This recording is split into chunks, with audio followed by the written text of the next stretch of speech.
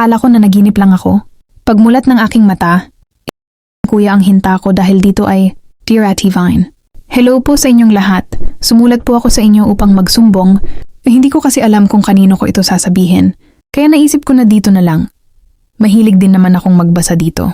Pakitago na lang ako sa pangalang Vivian, 18 taong gulang, at nakatira sa bahay ng aking ate at ng kanyang asawang si Kuya. Migs, dito ako lumipat upang makatulong sa gawaing bahay at makapag-aral din dahil inaasahan kong ligtas at payapa ang pananatili ko sa kanila. Ngunit mula pa noong una, nababagabag na ako. Madalas ko silang nakikita na kahit saang sulok ng bahay, sa sala, sa kusina o sa pasilyo, kahit na bukas pa ang ilaw at maaaring makita ng sinumang dumaan. Nakakainis at nakakahiya ito para sa akin. Madalas akong umiiwas at nagtatago sa aking silid na nagnanais na sana ay sa loob lamang ng kanilang sariling kwarto gawin ang mga bagay na yon kung saan walang makakakita at walang maaabala. May time na pinagsasabihan ko si ate, okay lang daw yon kasi mag-asawa sila at sobrang mahal na mahal niya si Kuya Migs. Kaya lahat gagawin niya mapasaya lang ito. Isang gabi, pagkatapos ng mahabang araw ng paggawa at pag-aaral, nakatulog ako ng mahimbing. Sa gitna ng aking pagtulog, naramdaman ko ang mga kamay na humahaplos sa aking balikat at dahan-dahang bumababa sa aking katawan.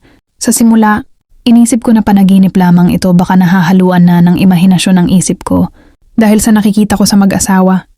Kaya pinangpatuloy ko lang ang pagtulog ko. Nakailang ulit na ganon, kaya isang gabi muli, sa kasarapan ng aking tulog, may muling hinaplos sa aking hita at naramdaman ko ang paglapat ng kamay. Nagulat ako nang nilaro-laro ang nasa gitna sa isip ko. Parang hindi na ito panaginip, parang totoo na ito. Isa sa mga karaniwang pangarap na biglang naglalaho pagising. Ngunit tumagal ang haplos at naramdaman kong totoo ito. Dahan-dahan kong iminulat ang aking mga mata at sa liwanag ng buwan na tumatagos sa bintana, nakita ko si Kuya Migs na nakayuko sa tabi ng aking higaan. Nanlaki ang aking mga mata sa takot at gulat. Sinabi niya sa akin ng mahinahon na matagal na niya akong hinahangad at gusto at humingi ng pagkakataon. Sige na, pagbigyan mo na ako. Tulad ng ginagawa ko sa ate mo. Wika pa niyang muli. Agad akong umatras at itinakip ang kumot sa aking sarili habang tumitibok ng mabilis ang aking puso.